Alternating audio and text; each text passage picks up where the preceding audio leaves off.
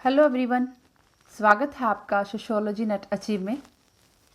Wilfred Preto इसके बारे में डिस्कशन करेंगे। इससे पहले हम थोड़ी सी इनके जीवन के बारे में समझ लेते हैं। विल्फ्रेड प्रेटो का जो पिता हैं वो इटली के थे।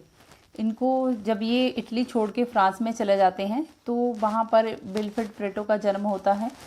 और इनके जो पिताजी थे वो उदारवादी विचारधारा के थे। और ये जब वयस्क हुए, जब ये अडल्ट हुए तो ये उस विचारधारा का विरोध करते थे, उदारवादी विचारधारा का विरोध करते थे। ये राजतंत्र जो विचारधारा है उसका समर्थन करते हैं। तो फिर जो वहाँ का इटली का जो मुसोलिनी था वो उनको वापस बुला लेते हैं, तो ये इटली में आ जाते हैं। विल्फ्रेड प्रेटो हमेशा जब बात करते हैं तो वो कुलीन तंत्र की बात करते हैं। जैसे मार्क्स ने बुजुर्ग उनकी बात की है, सर्वहारा वर्ग की बात की है, जो मजदूर वर्ग होता है उनकी बात करते हैं। तो जो विल्फ्रेड प्रेटो हैं वो पूंजीपति जो होते हैं, जो कुछ मुट्ठीभर लोग होते हैं, एलिट्स होते हैं, उनकी बात करते हैं। ये उनका समर्थन करते हैं। ये राजतंत्रवादी हैं, राजतंत्र का समर्थन करते हैं। ये कहते हैं कि प्रजातंत्र जो है वो उसका विरोध करते हैं। चलो अभी देख लेते हैं विल्फ्रेड प्रेटो। विल्फ्रेड प्रेटो जो है वो इटली के निवासी थे। इनकी पुस्तक माइंड एंड सोसाइटी एक शास्त्रीय ग्रंथ है। विल्फ्रेड प्रेटो का जन्म 15 जुलाई 1848 पेरिस में हुआ, फ्रांस में हुआ है। और 19 अगस्त 1923 को स्विट्जरलैंड में इनकी मृत्यु हो गई। प्रेटो जो विल्फ्रेड प्रेटो, उनका उद्देश्य था कि एक ऐसी व्यवस्था स्थापित करना जो कि समाजशास्त्र को एक विज्ञान का दर्जा दे। ये समाजशास्त्र का एक विज्ञान का दर्जा देने के लिए इनका उद्देश्य था कि ये ऐसी व्यवस्था स्थापित कर दें जिससे समाजशास्त्र जो है वो जैसे जो प्राकृतिक विज्ञान है उनकी तरह इसका सम्मान से इसको भी एक विज्ञान की श्रेणी में रखा जाए। ये समाजशास्त्र को उस स्तर पर लेके जाना चाहते थे जिस स्तर पे जैसे भौतिक और रसायन शास्त्र हैं, केमिस्ट्री और फिजिक्स हैं, उस स्तर पर लेके जाना चाहते थे। उन्होंने देखा कि जो रसायन है, रसायन विज्ञान है, उसमें क्या होता है कि यौगिकों का विश्लेषण किया जाता है। तो ये उसी तरह जैसे उसमें जो चर होते हैं उनका विश्लेषण किया जाता है। एक पदार्थ जो है वो दूसरे पे निर्भर है, एक डिपेंडेंट होता है, दूसरा एक्सपेरिमेंटल में क्या होता है, एक डिपेंडेंट होता है और दूसरा इंडिपेंडेंट होता है। तो जो इंडिपेंडेंट है वो डिपेंडेंट पे निर्भर होता है। तो प्रैक्टिकल में जो एक्सपेरिमेंट होता है उसमें ही ये देखा जाता है। तो ये समाजशास्त्र में भी ऐसी व्यवस्था स्थापित करना चाहते थे कि जो चर हैं उनको व्यवस्थित करना चाहते, चरों को व्यवस्थित करके देखना चाहते थे। विभिन्न जो समाजशास्त्र में अलग अलग विभिन्न पदार्थों यानी चरों को देखकर उनको समाजशास्त्र की श्रेणी में लाना चाहते थे, कि विज्ञान की श्रेणी में लाना चाहते थे कि उनका वैज्ञानिक तरीके से अध्ययन किया जा सके। विल्फ्रेड प्रेटो समाजशास्त्रीय विश्लेषण में केवल अतार्किक क्रियाओं अर्थात नॉन लॉजिकल क्रियाएं हैं, नॉन लॉजिकल क्रियाएं हैं, उनको महत्व देते हैं। विल्फ्रेड प्रेटो समाजशास्त्र में जो अतार्किक क्रियाएं हैं, नॉन लॉजिकल क्रियाएं हैं, उनको महत्व देते हैं। और उनके अनुसार जो नॉन लॉजिकल क्रियाएं हैं उसका ही वो अध्ययन करते हैं। जो समाजशास्त्र में समाज में नॉन लॉजिकल क्रियाएं होते हैं वो उनका अध्ययन करते हैं। प्रेटो के पिता जब इटली से स्वतंत्रता सेनानी, जब इटली की जो स्वतंत्रता सेनानी मैजिनी गैरिबाल्ड के समर्थक थे, प्रशंसक थे, उसी कारण उनके पिता को देश से निकाल दिया गया, उनको देश निकाला दिया गया। तब वो उस प्रवास के दौरान उनके पिता फ्रांस में जाते हैं, वहीं पे उनका जन्म होता है। प्रेटो के जो विचार हैं वो अपने पिता से मेल नहीं खाते, क्योंकि इनके जो पिता थे उनके विचार थे उदारवादी विचारधारा के थे इनके पिता, और प्रजातांत्रिक समानता वाली विचारधारा के व्यक्ति थे। वहीं प्रेटो जो है वो फासिस्टवादी विचारधारा के थे। फासिस्टवादी विचारधारा जो कि राजतंत्र की विचारधारा है, राजतंत्रवादी थे। ये जो पूंजीपति जो कुलीन वर्ग है उसका समर्थन करते हैं, उसके बारे में, उसके हिमायती करते हैं, उसके बारे में खड़े रहते हैं, उसके साथ राजतंत्र का समर्थन करते हैं ये, और ये प्रतिक्रियावादी व्यक्ति थे। प्लेटो ने अपने जीवन काल में हमेशा से ही उदारवादी जो विचारधारा, इनके पिता जो थे वो उदारवादी विचारधारा के थे और ये उनके ऑपोजिट उदारवादी विचारधारा का विरोध करते थे, स्वतंत्रता का विरोध करते थे, समाजवाद का विरोध करते थे, ये पूंजीवाद का समर्थन करते हैं। इटली के महान जो राजनीति शास्त्र हैं मैकियावेली, उनका भी इनके ऊपर काफ़ी ज़्यादा प्रभाव देखा गया, जिनका झुकाव था फासिस्टवाद की तरफ। जो मैकियावेली हैं, राजनीति शास्त्री मैकियावेली हैं, उनका झुकाव फासिस्टवाद की तरफ था। विल्फ्रेड प्लेटो उन्हें क्या मानते थे? अपना आदर्श मानते थे।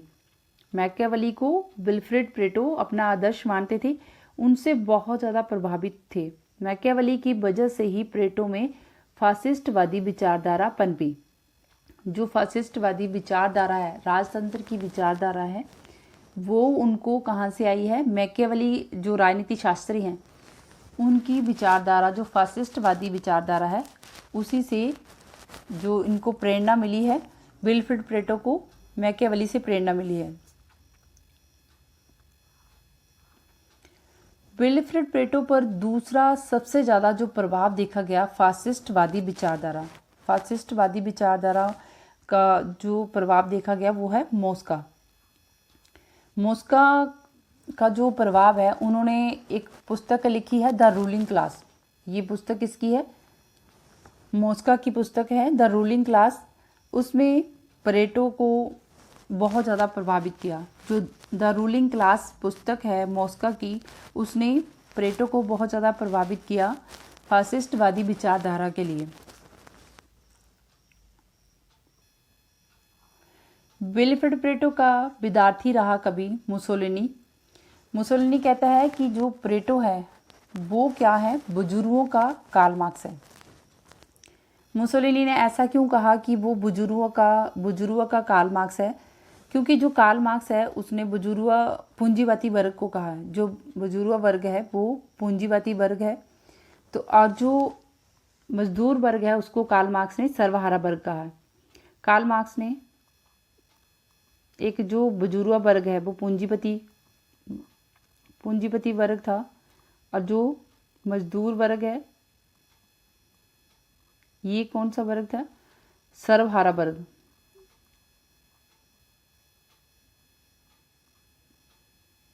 सर्वहारा वर्ग की बात जो करते हैं वो कार्ल मार्क्स करते हैं। तो कार्ल मार्क्स को सर्वहारा वर्ग की जो बात करते हैं, ये किसके हिमायती हैं? सर्वहारा वर्ग के। तो इसीलिए मुसोलिनी ने कहा कि जो प्लेटो है वो किसका कार्ल मार्क्स है? पूंजीपति का। क्योंकि ये एलीट की बात करते हैं, जो पूंजीपतियों की बात करते हैं, कि जो मुट्ठी भर लोग हैं ये उनकी बात करते हैं, उनके हिमायती रहे हैं पूंजीपति वर्ग। इसलिए इनको कहा, क्योंकि जो कार्ल मार्क्स है पूंजीपति को क्या कहा उन्होंने? बुजुर्ग कहा था। तो इसलिए मुसोलिनी ने कहा कि जो प्लेटो है वो बुजुर्गों का कार्ल मार्क्स है, पूंजीपतियों का कार्ल मार्क्स है, प्लेटो को कहा है। विल्फ्रेड प्लेटो का लेखन, उनके कार्य जो उन्होंने कार्य किए हैं, मुख्य कार्य क्या है? द माइंड एंड सोसाइटी, जो कि ये 4 खंडों में विभाजित है, 4 खंडों में आई है 1935। सोशोलॉजिकल राइटिंग 1966 में। द अदर प्लेटो 1980 में। प्लेटो ने अर्थशास्त्र और राजनीति शास्त्र, गणित और समाजशास्त्र में बहुत कुछ लिखा है। प्लेटो ने अर्थशास्त्र में भी काम किया है, राजनीति शास्त्र में, गणित में भी काम किया है, और गणित के शौकीन थे, और समाजशास्त्र में भी बहुत कुछ लिखा है। उन्होंने जब कोई वाक्य है कि जब वो इटली में कोई ऐसा उन्होंने अपनी ट्रीटाइज में लिखा है कि जब इटली में एक सेमिनार आयोजित होता है, उनकी जो पुस्तक थी, उनका जो ट्रीटाइज है, उसमें उन्होंने लिखा है कि जो इटली में एक सेमिनार होता है उसमें वो भाग लेने जाते हैं। वहाँ पर बहुत ज़्यादा नामी गिरामी अर्थशास्त्री आए होते हैं, वो उस बैठक में वो भी उपस्थित होते हैं, वो भी उस बैठक में भाग लेते हैं। यहाँ प्लेटो ने अर्थशास्त्र के संबंध में ये कहा कि जो अर्थशास्त्र है वो एक प्रत्यक्षवादी समाज विज्ञान है। ये इसको अंडरलाइन कर लेना, इसको नोट कर लेना कि जो अर्थशास्त्र है उसको प्रत्यक्षवादी समाज विज्ञान किसने कहा है? प्लेटो ने कहा है। तो वो अर्थशास्त्र को समाजवादी विज्ञान कहते हैं, समाज विज्ञान कहते हैं। तो उनका मजाक बनता है, सभी उसका वहाँ पे मजाक उड़ाते हैं, उनकी टांग खींचने लगते हैं। तो वो फिर वहाँ पे उस समय थोड़ी देर के लिए चुप रहते हैं। कुछ समय बाद जब खाना खाने का टाइम होता है, जैसे शाम का संध्या का टाइम हुआ, तो वो एक होटल की तलाश में चल पड़े, यहाँ पे वो खाना खा सकें। तो वहाँ पर उनकी एक मुलाकात उस इंसान से हो जाती है जो कि उस बैठक में भी भागीदार था, जो उनका मजाक बना रहे थे, कोई अर्थशास्त्री था। तो वो उनसे पूछते हैं कि अपनी इसी बात को वो समझाना भी चाहते हैं कि जो अर्थशास्त्र है वो प्रत्यक्ष समाज विज्ञान है। तो वो उनसे पूछते हैं कि होटल, कोई ऐसा होटल है यहाँ पे, क्योंकि मैं यहाँ पे अजनबी हूँ, तो यहाँ पे कोई होटल है जिसमें कि मैं फ्री में खाना खा सकूँ? कोई ऐसा होटल आप मुझे बता सकते हैं? तो वो कहते हैं, जो भागीदार था, जो उस बैठक में बैठा हुआ था, वही इंसान जो जिससे वो पूछते हैं, वो भागीदार उसको कहता है कि यहाँ पर कोई भी ऐसा होटल नहीं मिलेगा, कोई भी ऐसा होटल होता ही नहीं है जहाँ पे आपको फ्री में खाना खाने को मिल जाए। तो वो कहता है कि फ्री में खाना खाने के लिए तो नहीं मिलेगा, लेकिन ऐसा ज़रूर मिल जाएगा कि यहाँ पे खाना जो कि सस्ता मिल जाए या फिर महंगा मिल जाए। ऐसा होटल ज़रूर मिल सकता है, यहाँ पे खाना सस्ता हो या फिर महंगा हो। तो बस यहीं से फिर प्लेटो कहते हैं कि मैं यही तो समझाना चाहता था कि यही तो समाजशास्त्र का सिद्धांत है। जो खर्चे वाली बात है, वहाँ पे सस्ता या महंगा जो खर्चा है वो अर्थशास्त्र है, वो प्रत्यक्ष समाज विज्ञान है। तो समाजशास्त्र ये तो समाजशास्त्र का सिद्धांत है कि कौन सा कैसे जो कंपैरिजन करके बताना है, तो वो समाजशास्त्र का सिद्धांत है।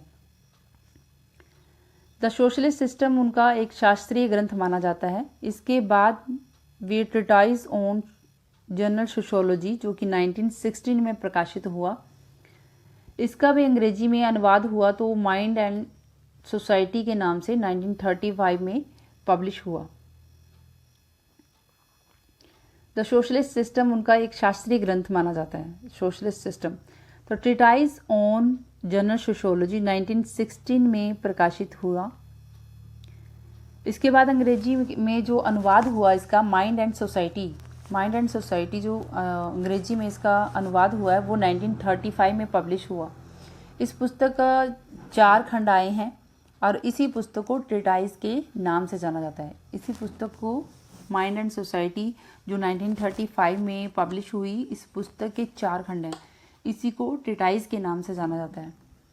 विल्फ्रेड प्लेटो ने अपनी पुस्तक ट्रीटाइज में प्रजातांत्रिक व्यवस्था की घोर आलोचना की है। उन्होंने बहुत ज़्यादा, उस ट्रीटाइज से पढ़ने से पता चलता है कि उसमें उन्होंने जो लोकतंत्र है, प्रजातंत्र है, उसकी वो स्वतंत्रता की वो आलोचना करते हैं, प्रजातांत्रिक व्यवस्था का विरोध करते हैं। और इसलिए प्लेटो मुसोलिनी का चहेता था। मुसोलिनी इसलिए उसको पसंद करते थे क्योंकि वो राजतंत्र का समर्थन करते थे और प्रजातंत्र का विरोध करते थे। विल्फ्रेड प्लेटो के अनुसार जो समाजशास्त्र है मनुष्यों की अतार्किक क्रियाओं का वैज्ञानिक विधियों से अध्ययन करता है। विल्फ्रेड प्लेटो कहते हैं कि जो समाजशास्त्र है वो मनुष्य की अतार्किक क्रियाओं का वैज्ञानिक विधियों से अध्ययन करता है। जो अभी हमने समझा कि वो समझाना चाहते थे कि समाजशास्त्री सिद्धांत है कि जो सस्ता मिल जाएगा या महंगा मिल जाएगा होटल आपको खाना खाने के लिए, तो उसमें वो जो अतार्किक क्रिया थी, अतार्किक बातें थी, उसी को वो समझाना चाह रहे कि समाजशास्त्र इसका अध्ययन करता है। इलॉजिकल, नॉन लॉजिकल क्रियाओं का अध्ययन करता है। समाजशास्त्र तार्किक क्रियाओं का अध्ययन करता है तार्किक विधियों से। मतलब उसमें तार्किक लॉजिकल मेथड लगा के उसका अध्ययन करता है। उदाहरण के लिए जब जो हमारी लड़की है उसको हम क्या कहते हैं कि वो पराया धन है, उसको पराया धन अमानत समझते हैं। तो जैसे हम मंदिर में जाते हैं तो बिना प्रसाद के जाना पहुंचना अशिष्टता समझते हैं, वैसे ही लड़की के घर जाना भी खाली हाथ नहीं जाना। जब लड़की के घर में जाएं तो कुछ ना कुछ उपहार लेके ज़रूर जाना चाहिए। तो लड़की के प्रति हमारी ये जो क्रियाएं हैं, ये सब क्रियाएं क्या हैं, इसको वो अतार्किक क्रियाएं कहते हैं। ये सब क्रियाएं क्या हैं, अतार्किक क्रियाएं। इसी दृष्टांत का वो तर्क देते हैं कि ये जो अतार्किक क्रियाएं की हैं तो वो अपनी जो लड़की है वो तो आखिर उनकी अपनी ही लड़की है। तो जब हम अब वो उसके पीछे जो तर्क देते हैं, अतार्किक क्रियाओं के पीछे जो तार्किक विधि से तर्क देते हैं कि जब जो लड़की है, जब हम बुढ़ापे में होंगे, उस टाइम पीरियड में होंगे, यहाँ पे लड़की हमारी क्या करेगी, सहायता करेगी। तो हमारे दुख दर्द में लड़की हमारी जब काम आएगी, सहायता करेगी, तो यह एक तर्क देते हैं। इसलिए हम उसके पास जब जाते हैं तो उसको खुश रखते हैं, उसको हर टाइम कुछ ना कुछ देते रहते हैं, क्योंकि बुढ़ापे का वो हमें हमारे दुख दर्द में वो काम आएगी। इसी कारण से वे कहते हैं कि समाजशास्त्र जो है वो अतार्किक क्रियाओं का तार्किक रूप से देखता है।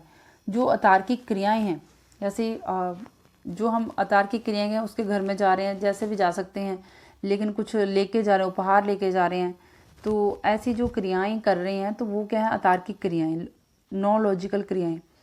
और उसका हम तर्क क्या देते हैं कि हम ये तर्क इसलिए दे रहे हैं कि वो जब बुढ़ापा होगा तो यही लड़की हमारे दुख दर्द में क्या करेगी, मदद करेगी, हमारे काम आएगी।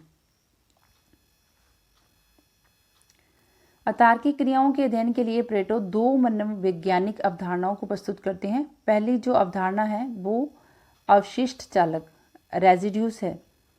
जो अतार्किक क्रियाएं हैं, नॉन लॉजिकल क्रियाएं हैं, उसके अध्ययन के लिए प्लेटो दो अवधारणाएं देते हैं। कौन सी? मनोवैज्ञानिक अवधारणाएं देते हैं।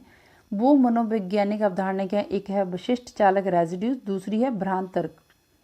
ये दोनों अवधारणाएं मनुष्य के व्यवहार को समझने में हमारी सहायता करती हैं। अध्ययन विधि का ये जो अध्ययन विधि है जिसमें अतार्किक क्रियाओं का अध्ययन किया जाता है, अतार्किक क्रिया की जो अध्ययन विधि है, इस पैकेज को वो क्या कहते हैं? तार्किक प्रायोगिक, लॉजिको एक्सपेरिमेंटल कहते हैं। विशिष्ट चालक जो हैं वो हमारे मनोभाव होते हैं। जो हमारा मनोभाव है, लोगों का जो कॉन्शियसली अनकॉन्शियसली जो अवस्था होती है दिमाग की, जो मनोभाव होता है, उस मनोभाव से प्रेरित होकर जो कोई काम करते हैं, मतलब अपने संवेग से जो काम करते हैं, वो क्या है? विशिष्ट चालक। और भ्रांत तर्क वो क्या है कि वो वास्तविकता से दूर होता है। उसको हम मान लेते हैं कि ऐसा होगा, वो वास्तव में होगा या नहीं होगा ये नहीं पता, लेकिन वो वास्तविकता से क्या होता है? दूर होता है, लेकिन हम मानकर चलते हैं कि ऐसा होगा।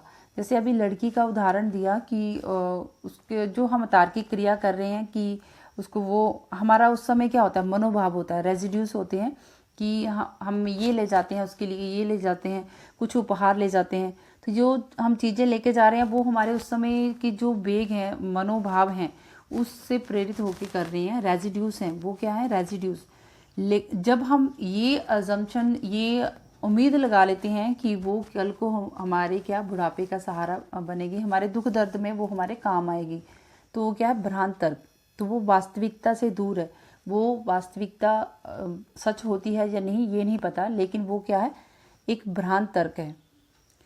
तो जो भ्रांत तर्क होते हैं वो क्या करते हैं? मन को केवल शांत करने के लिए करते हैं। ये जो हम भ्रांत तर्क होते हैं वो मन को शांत करने के लिए होते हैं। मनोभाव और भ्रांत तर्क क्या है? प्रायोगिक तार्किक व्यवस्था में सहायक होते हैं। ये क्या है? लॉजिको एक्सपेरिमेंटल है। विशिष्ट चालक अथवा अवशिष्ट, रेजिड्यूस। जो विशिष्ट चालक होते हैं वो मनुष्य की संपूर्ण क्रियाओं में से अगर तार्किक क्रियाओं को निकाल दिया जाए तो जो बचेगा वही अवशिष्ट कहलाता है। मनुष्य जो भी क्रियाएं करते हैं उसकी क्रियाओं में से अगर हम तार्किक क्रियाओं को निकाल दें जो कि उसने सोच समझ कर की है, दिमाग लगा के की है, उसका कोई उद्देश्य है करने का, तो अगर हम उन क्रियाओं को निकाल दें, उसके पीछे जब हम मनुष्य का उसके साथ जुड़ा हुआ विश्वास को देखें या फिर वो परंपरा या उसके बिलीव्स जो वैल्यूज़ हैं उसको जो देखें, वो सब क्या है? अवशिष्ट हैं। वो अवशिष्ट क्या है? विश्वास, परंपराएं, रीति रिवाज, संस्कृति, यह सब क्या है? अवशिष्ट होते हैं। व्यक्ति के मनोभाव से प्रेरित होकर ये रेजिड्यूज होते हैं। विशिष्ट चालक जो कि रेजिड्यूज हैं वो मनुष्य की मूल प्रवृत्ति होती हैं, मूल प्रवृत्तियों और भावनाओं की अभिव्यक्ति है। उससे हम व्यक्ति के व्यवहार को समझ सकते हैं, उस व्यक्ति का जो कैसा भाव है, कैसी उसकी भावना है, उसकी मूल प्रवृत्ति, उस जिससे हम समझते, उसकी अभिव्यक्ति से समझते हैं, तो उसका वो क्या दिखता है? अतार्किक क्रिया जो कि रेजिड्यूज है। जैसे एग्जाम्पल के तौर पे जब हम भगवान का भजन करते हैं, तो भगवान का भजन करते हैं तो हमारा विश्वास होता है कि भजन करने से हमें सफलता मिलेगी अथवा दुख दर्द से मुक्ति मिल जाएगी। यही क्या है? अवशिष्ट हैं, रेजिड्यूज हैं। विशिष्ट चालक, इनको विशिष्ट चालक कहते हैं कि जब हम किसी मनोभाव से, विश्वास से जो काम करते हैं उसके पीछे हमारा विश्वास छुपा होता है, वैल्यू छुपी होती हैं, उस क्रिया को हम करते हैं तो वो क्या है? रेजिड्यूज। भ्रांत तर्क, और जो रेजिड्यूज हैं वो 6 तरह के होते हैं। रेजिड्यूज 6 तरह के होते हैं। प्लेटो ने 6 तरह के रेजिड्यूज बताए हैं। इनको हम जब एक्सप्लेन में करेंगे किसी और वीडियो में, तो तार्किक क्रियाओं को उसको अच्छे से समझेंगे। भ्रांत तर्क, डेरिवेशंस, जब समाज की अपेक्षा और व्यक्ति की क्रियाओं में अंतर होता है। समाज व्यक्ति से जो अपेक्षा करता है कि वो समाज की नज़रों में खरा उतरे, व्यक्ति जो है समाज को जो कार्य करें वो समाज को एक्सेप्टेबल होना चाहिए, समाज को वो स्वीकार्य होना चाहिए। तो जो समाज को कार्य स्वीकार्य हों, अगर व्यक्ति उससे उल्टा, उसके विपरीत कार्य कर रहा है, उस व्यक्ति की जो क्रियाएं हैं वो उससे विपरीत हैं, तो क्या होता है? वह व्यक्ति यह प्रयास करता है कि वह अपनी क्रियाओं का औचित्य प्रस्तुत करें। मतलब जब हम कोई ऐसा कार्य करते हैं जो समाज को स्वीकार्य नहीं है, फिर हम क्या करते हैं? अपनी सफाई देने लगते हैं, हम अपने बारे में क्लैरिफिकेशन देते हैं कि हमने उसके पीछे तर्क बताते हैं कि ये तर्क, कि हमने ये ऐसा क्यों किया, हम क्यों कर रहे हैं। तो जो तर्क दे रहे हैं वो औचित्य है। औचित्य जो कि हम प्रस्तुत कर रहे हैं वही क्या है? भ्रांत तर्क। जो हम उसके पीछे लॉजिक बताते हैं कि हमने कार्य क्यों किया, वो क्या है? भ्रांत तर्क। उदाहरण के लिए जब हम हवन यज्ञ करते हैं, तो हवन यज्ञ करते हैं, मान लो जब कोई व्यक्ति बहुत ज़्यादा हवन यज्ञ करे जा रहा है, तो उसको उसका बेटा ही पूछ लेता है कि ये हम क्यों कर रहे हैं। तो उसको जो जवाब मिलता है, उसका जवाब दिया उसके पेरेंट्स ने कि हम स्वर्ग में जाएंगे, इसको करने से स्वर्ग में जाते हैं। अब वो स्वर्ग में जाते हैं या नहीं जाते ये तो नहीं पता, ये तो वास्तविकता से दूर है, क्योंकि हो सकता है कि उनका कर्म कैसा हो, कोई अच्छा कर्म ना रहा हो, अच्छा हो भी सकता है, लेकिन ये इसके बारे में कोई भी क्लैरिफिकेशन नहीं है कि वो जाएंगे या नहीं। लेकिन वो भ्रांत तर्क है, वो जो मान्यता अपने दिमाग में रख रहे हैं, जिस सोच को वो अपने दिमाग में रख के कर रहे हैं कि हम अगर हवन यज्ञ करते रहेंगे तो हम स्वर्ग में जाएंगे, तो ये क्या है? भ्रांत तर्क। मतलब उसके प्रति वो क्या है? अपना औचित्य दे रहे हैं, तर्क दे रहे हैं, हम क्यों कर रहे हैं, तो उसका उन्होंने तर्क दिया, क्योंकि ऐसा करने से स्वर्ग में जाते हैं। स्वर्ग में जो व्यक्ति मर जाता है वो स्वर्ग में गया या नरक में गया, क्या पता वो कहाँ। तो ये वास्तविकता से दूर होता है। तो जो हम अपनी सफाई देते हैं, हम लॉजिक देते हैं, तर्क देते हैं कि ये ऐसा करने से हम, जैसे कोई व्यक्ति है तो वो अपनी, जैसे लड़की के पीछे बहुत ही ज़्यादा, कोई उसकी पत्नी है तो पत्नी के पीछे वो बहुत ही ज़्यादा, मतलब पीछे उसके पीछे पीछे हर काम के लिए उसके आगे पीछे ही घूमता रहता है, या फिर जो भी वो कहती है वो करता रहता है, जो उसको काम नहीं भी करने चाहिए वो भी वो करता रहता है। तो वो समाज उससे इतनी ज़्यादा अपेक्षा नहीं लगाता कि वो इतना ज़्यादा करे, क्योंकि वो अपनी भी एक सेल्फ रिस्पेक्ट बना के रखे, मतलब जो स्त्रियों का सम्मान है वो करे, उसको वो करना चाहिए, लेकिन वो इतना ज़्यादा अपने आप को नीचा ना गिरा ले कि वो अपनी सेल्फ रिस्पेक्ट ही खो दे। तो इसमें आम जो लोगों की भाषा, उसमें वो उसको जोरू का गुलाम भी कह सकते हैं। जोरू का समाज जो है वो जोरू का गुलाम कहेगा। फिर वो उसके पीछे एक तर्क देता है कि मैं इसलिए ऐसा करता हूँ क्योंकि स्त्रियों की पूजा करने से क्या होता है, देवता निवास करते हैं, स्त्रियों में देवता निवास करते हैं, इसलिए मैं उनकी पूजा करता हूँ, इसलिए मैं ऐसे काम करता हूँ। तो वो भ्रांत तर्क दे रहा है। जो उसने सफाई दी वो क्या है, भ्रांत तर्क। औचित्य प्रस्तुत किया वो क्या है, भ्रांत तर्क। भ्रांत तर्क में व्यक्ति यह विश्वास करता है कि वह जो कुछ करता है, यानी उसके मनोभाव, संवेग आदि सब क्या है, तर्क संगत होते हैं। जो भी वो कार्य कर रहा है, कि उस व्यक्ति ने जो कार्य किया, जो जैसा भी वो क्रियाएं कर रहा है, तो वो क्रियाएं क्या है, तर्क संगत हैं। वो अपने मनोवेग के अनुसार कर रहा है, मनोभाव और संवेग से कर रहा है, लेकिन वो अपनी उन क्रियाओं को तर्क संगत बताता है, क्योंकि वो औचित्य पेश कर रहा है, उसकी वो सफाई दे रहा है कि मैंने ये कार्य क्यों किया, ये क्रियाएं क्यों करता हूँ, उसके पीछे वो लॉजिक बताता है। तो इस तरह से हमने अब परेटो के बारे में समझा कि परेटो क्या थे। एक राजतंत्रवादी विचारधारा के थे। वो सर्कुलेशन ऑफ एलिट की उन्होंने अवधारणा दी है। वो पूंजीपतियों को समर्थन करते हैं, और वो उनके पिता जो थे वो उदारवादी विचारधारा के थे, और ये उसके विपरीत थे, राजतंत्रवादी फासिस्टवादी विचारधारा का समर्थन करते थे। और उन्होंने जो समाजशास्त्र में अध्ययन किया है वो किसका अध्ययन किया, अतार्किक क्रियाओं का,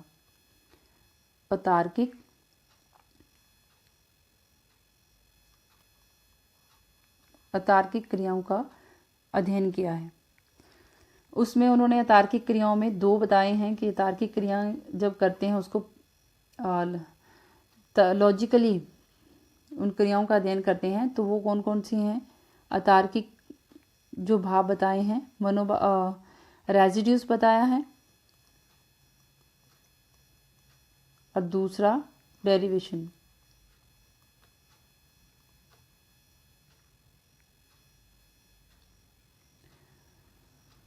और जो रेजिड्यूस होते हैं वो क्या होते हैं, मनोभाव। डेरिवेशंस क्या होते हैं, भ्रांत तर्क, जो कि वास्तविकता से दूर होते हैं। रेजिड्यूस जो हमारे बिलीव्स होते हैं, वैल्यूज होती हैं, परंपराएं होती हैं, संस्कृति होती है, वो रेजिड्यूस होते हैं। सो फ्रेंड्स, बाकी का जो सर्कुलेशन ऑफ एलिट जो थ्योरी है, उनकी अवधारणाएं हैं, और भी बहुत सारी अवधारणाएं हैं जो कि हम किसी और वीडियो में करेंगे। So thanks.